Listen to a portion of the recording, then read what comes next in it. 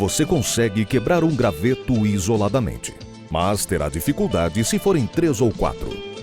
Terá que fazer ainda mais força para parti-lo se forem 10, 12. Mas não conseguirá quebrá-los se eles formarem um feixe. O SIMP foi criado para defender as micro e pequenas indústrias. SIMP, sonhando e realizando sonhos.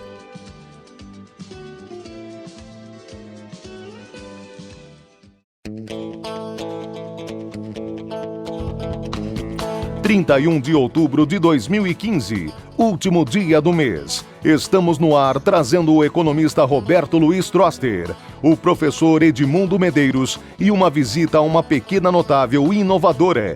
E em nossa sala de visitas, o presidente do SIMP, Joseph Cury, entrevista Eric Sherman, procurador-chefe do Ministério Público do Trabalho. Estamos no ar.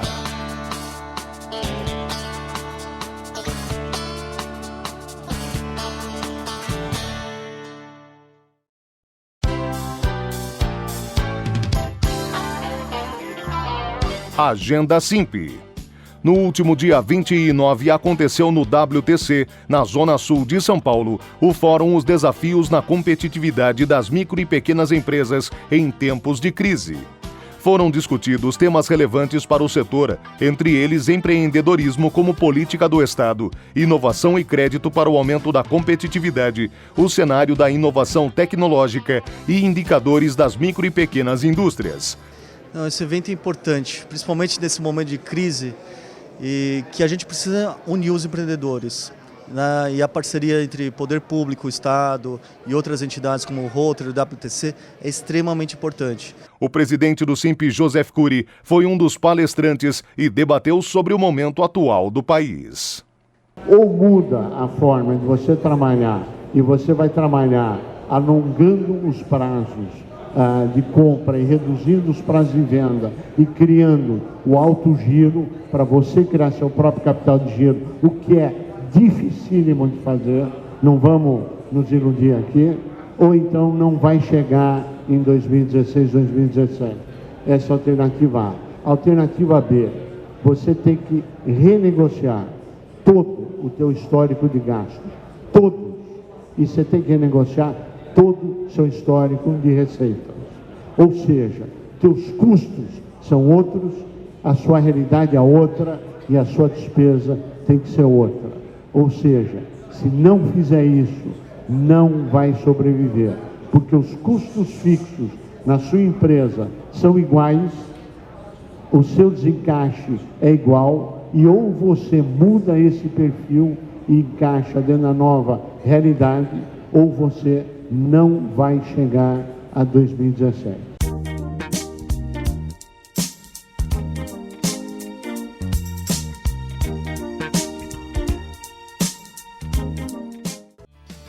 A pequena notável desta semana é especial para quem pratica esportes de natureza, como pesca, caminhada e ciclismo. Visitamos uma marca de roupas que lucra com a fabricação de tecido com protetor solar. Nós produzimos roupas com proteção solar, com tecidos leves, feito de poliamida, com secagem ultra rápido, para quem gosta de fazer esporte, tanto náutico quanto pesca, caminhada, ciclismo. Fazemos também toda a parte de tingimento aqui, então nós temos uma gama de cores muito grande para que dá a opção do cliente poder escolher a cor que ele quer. Nós trabalhamos também com as luvas com proteção solar para quem tem problema de pele, que precisa proteger a mão. Agora, o último lançamento foi a camiseta Ninja. Ela tem uma proteção na boca, um capuz, e ela é bem utilizada nessa linha de esporte mesmo. Quem faz um stand-up, quem vai pescar.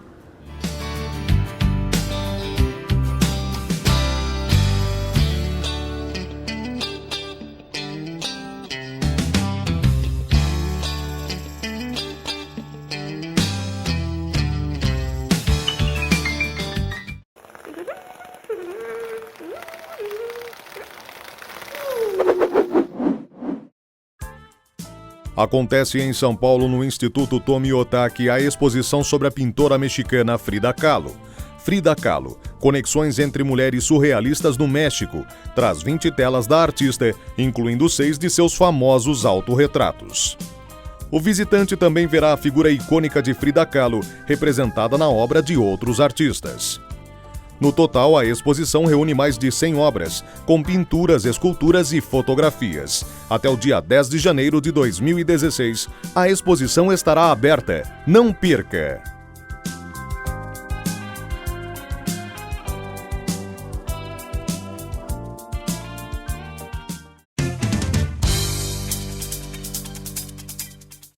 O Brasil está mais pobre, por uma série de razões.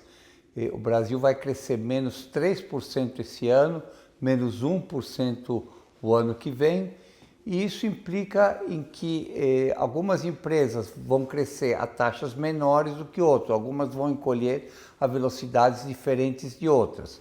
Ilustrando o ponto, você tem academias de ginástica, ou cabeleireiros, manicures, escola de línguas, viagens de turismo. Esses setores devem sentir mais o impacto da crise do que outros. Mas, de maneira geral, o mercado não vai crescer, dificilmente alguma empresa apresente um crescimento expressivo. Nesse cenário, nesse quadro, o mais importante para uma empresa é sobreviver. E para sobreviver, algumas recomendações são importantes. A primeira e mais importante de todas é ficar alerta, é acompanhar vendas dia a dia, estoques, lucratividade, quer dizer, acompanhar o que está acontecendo para antecipar se tiver algum problema. A segunda recomendação é caixa alto. Quando você tem que o cheque especial está mais de 200% ao ano e o cartão de crédito mais do que 400% ao ano, precisar de dinheiro emprestado, cair na armadilha da dívida, pode inviabilizar a empresa. Então, evitar ao máximo ter que pedir dinheiro emprestado. E depois, importante também ter um plano B. A empresa, às vezes, não tem condições de sobreviver. Alguns setores estão muito saturados. Algumas empresas, por uma série de fatores externos, as empresas não vão sobreviver. Tem um plano B para vender a empresa para garantir a sobrevivência dos sócios. E por último, está sempre hiperativo. Tem alguns indicadores chaves do que está acontecendo na empresa para poder agir com o tempo.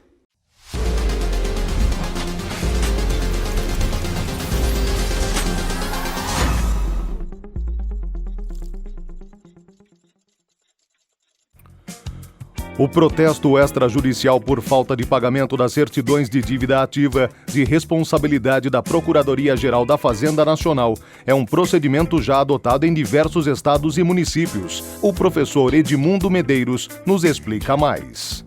As empresas que, evidentemente, não podem enfrentar este tipo de situação, o protesto de débitos federais, estaduais ou até municipais, devem estar atentas.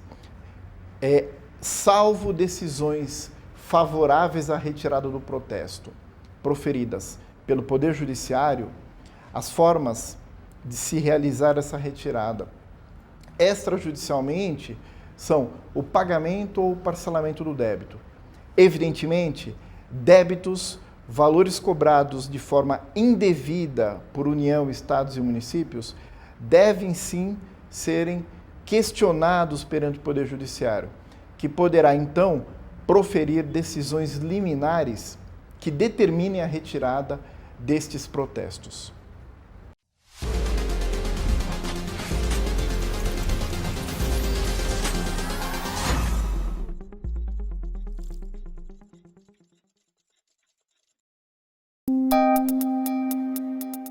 Entrevista da semana.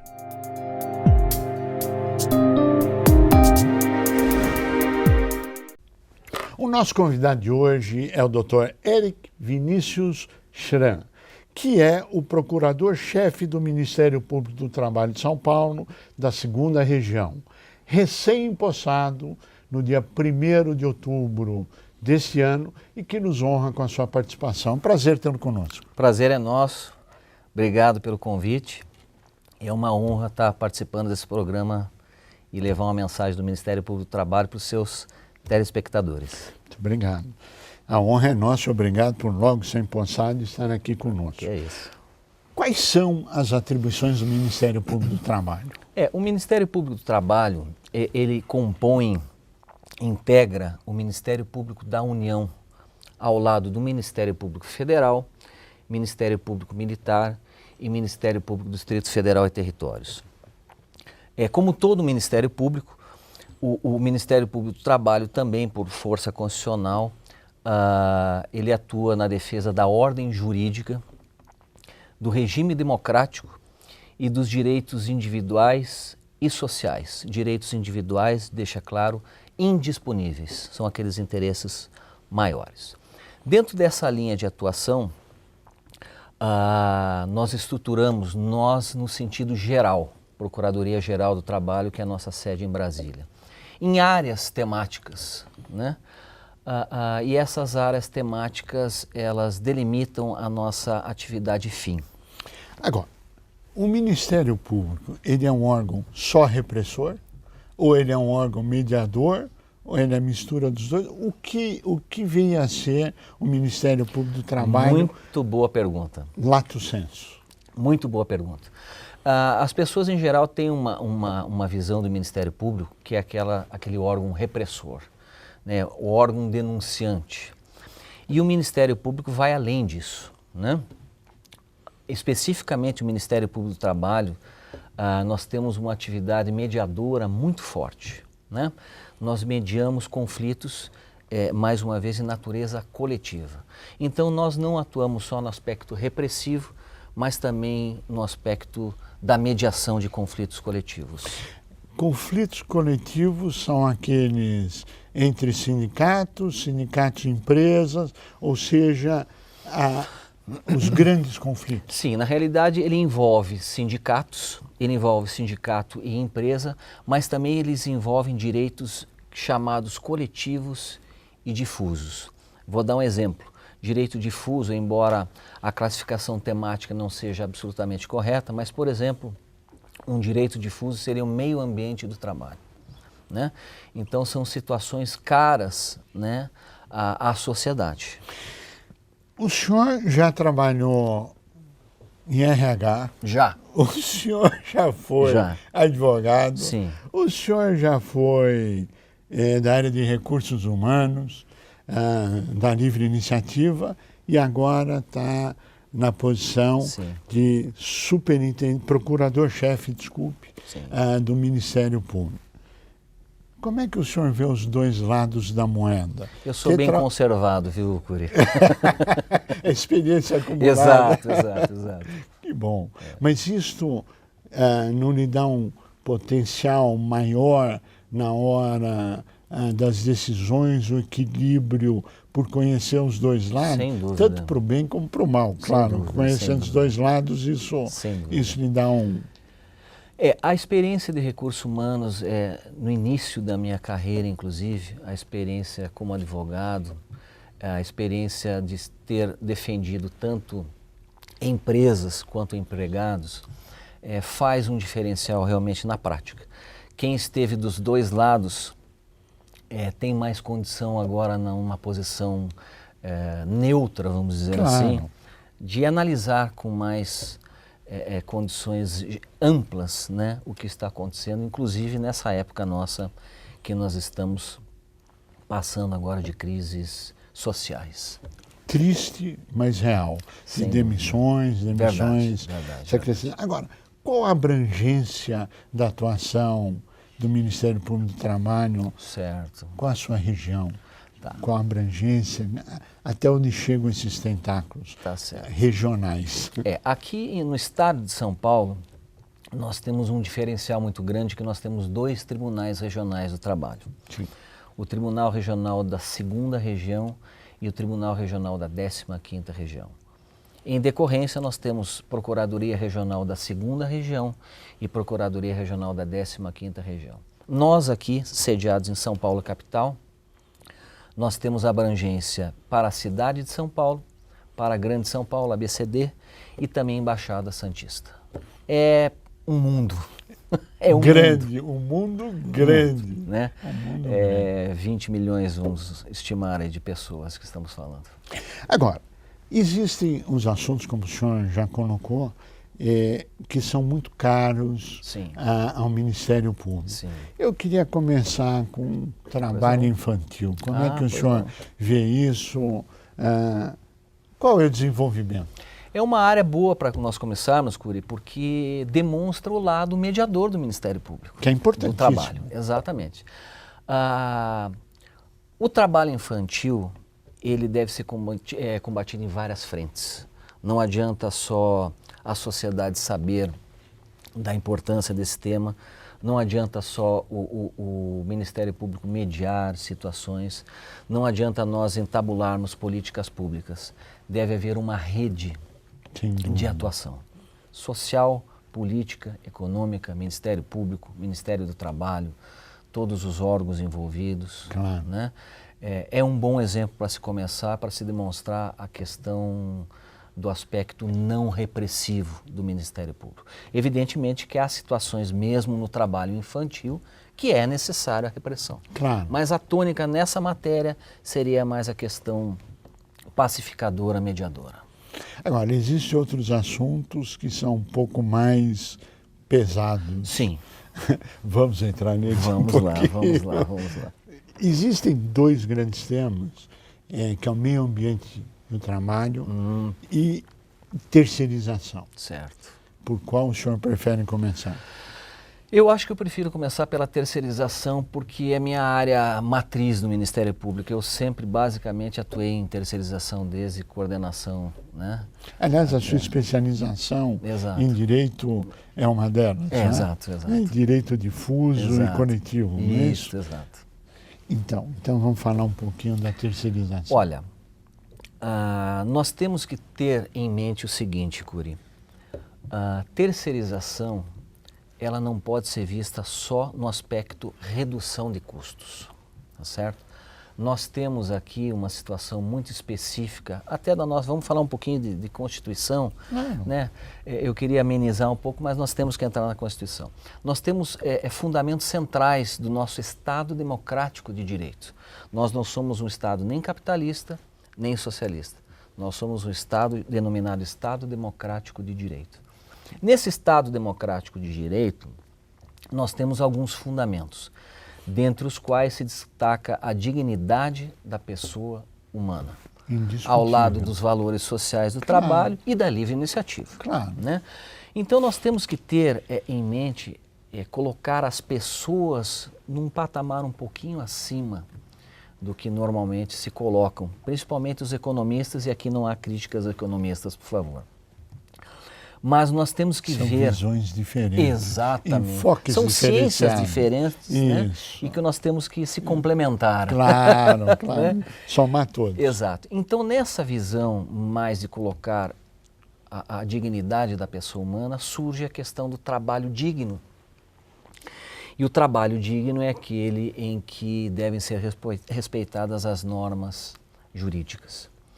E na questão da terceirização, atualmente há uma discussão ampla, inclusive nesse momento passando pelo Congresso Nacional, mas nesse momento específico nós temos as bases e limites da terceirização. Basicamente serviços de vigilância, portaria, segurança, um ou outro mais específico, né? Então esse é o limite atual da terceirização, né? Não podemos terceirizar atividades fins.